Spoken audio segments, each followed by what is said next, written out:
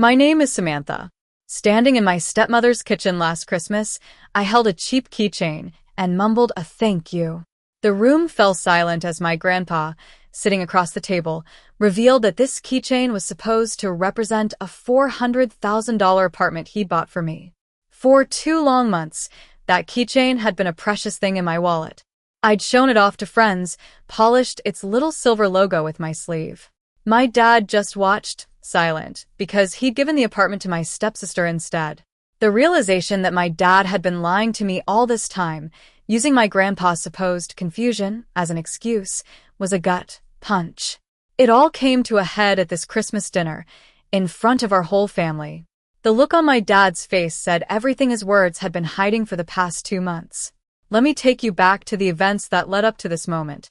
I was 13 when my dad married Victoria. My stepsister, Lily, was 11.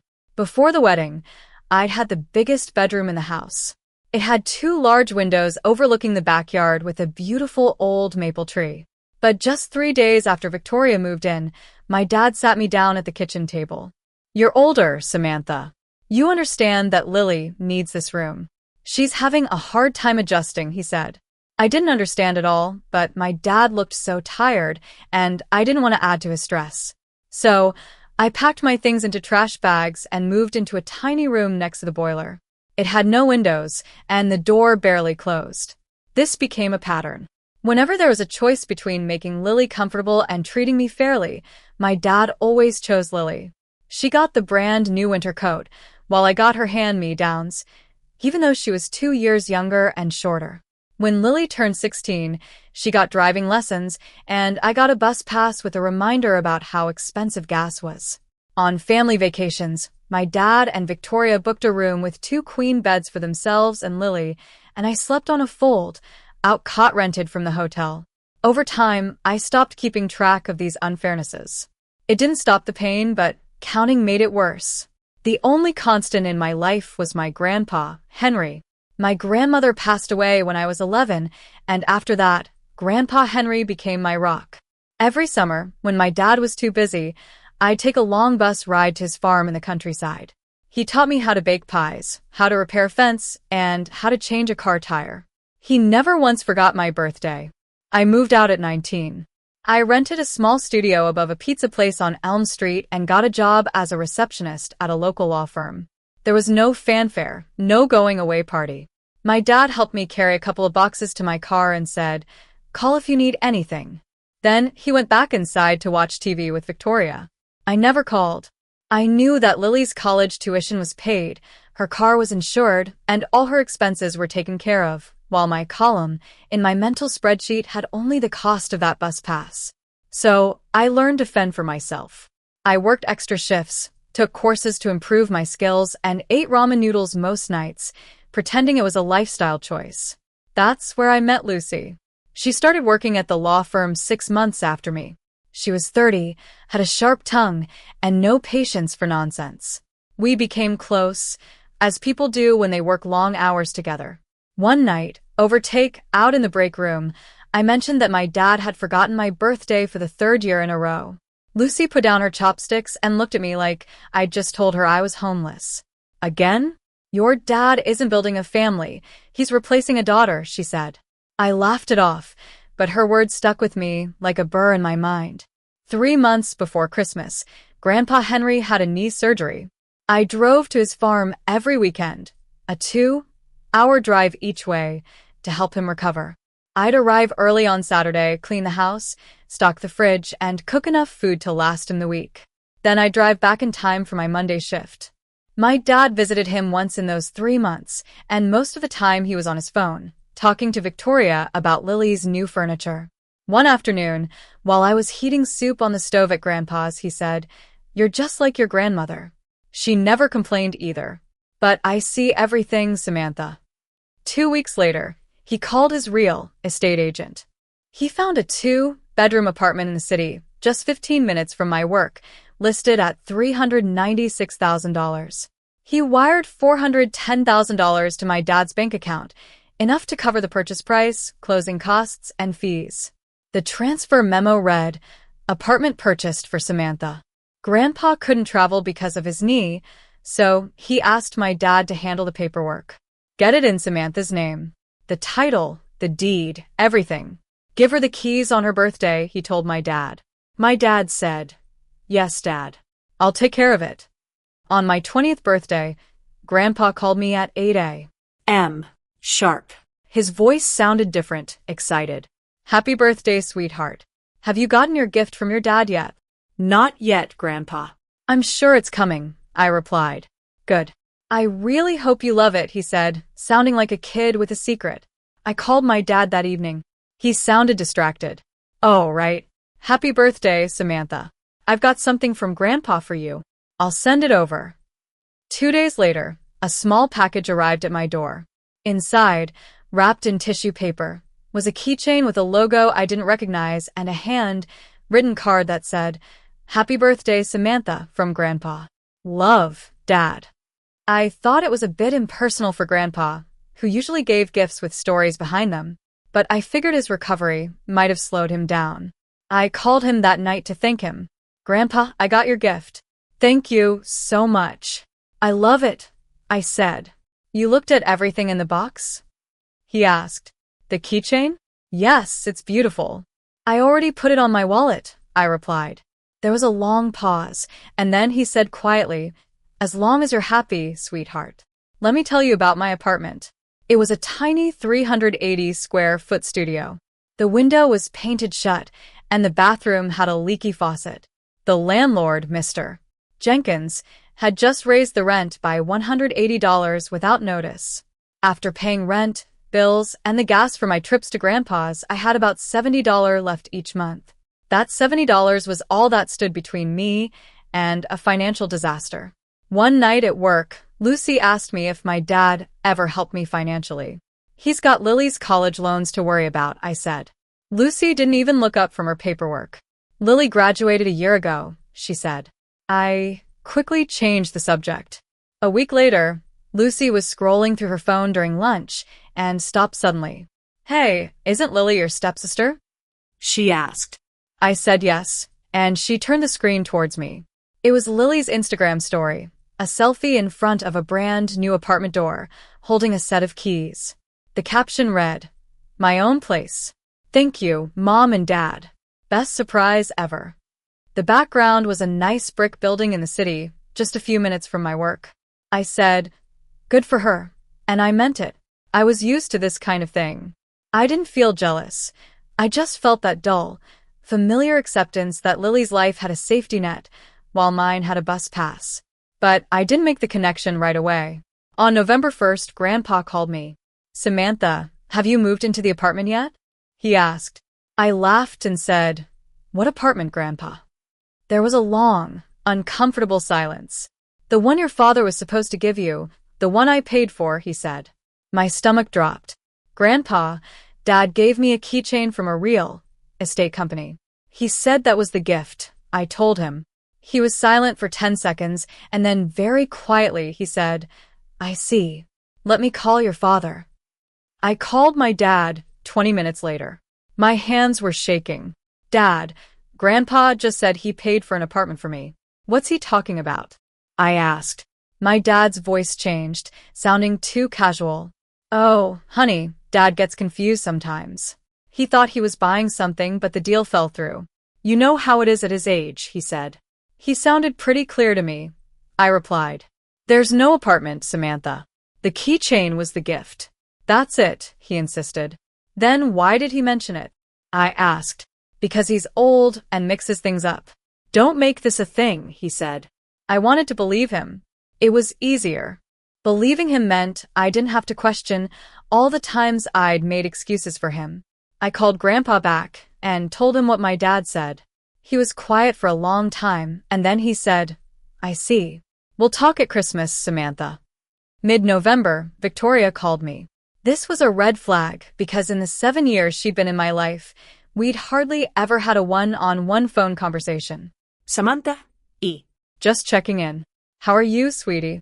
She said. I was taken aback because she'd never called me sweetie before. I'm fine, Victoria. What's up?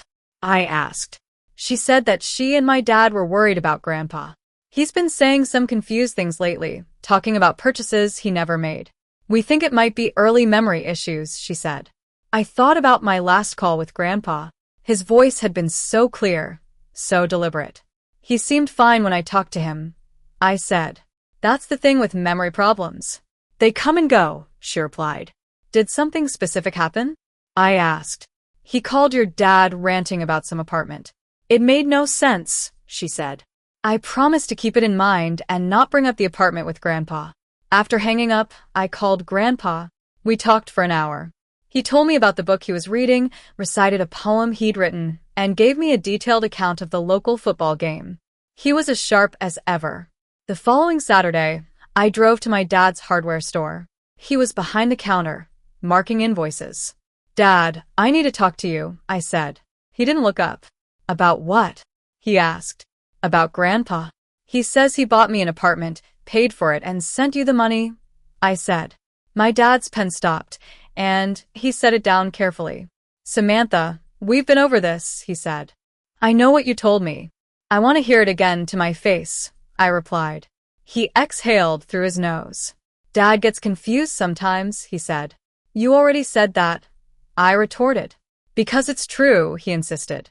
"He doesn't seem confused, Dad," I said. "He thought he bought something. He didn't."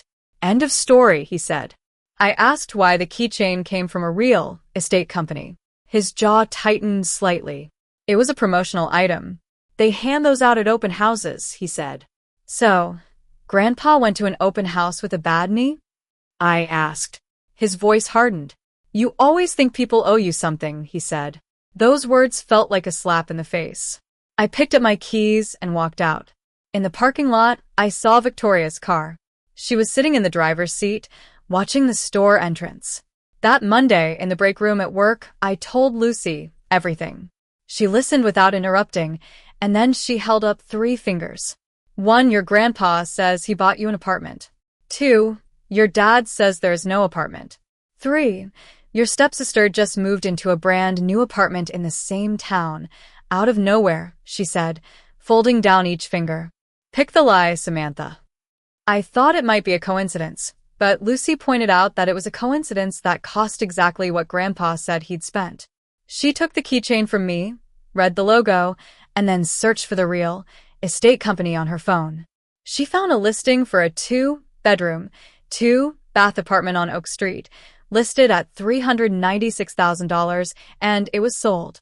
The listing photo matched the background of Lily's Instagram story. "That's Lily's apartment," I whispered. "That's your apartment," Lucy said, tapping the keychain on the table.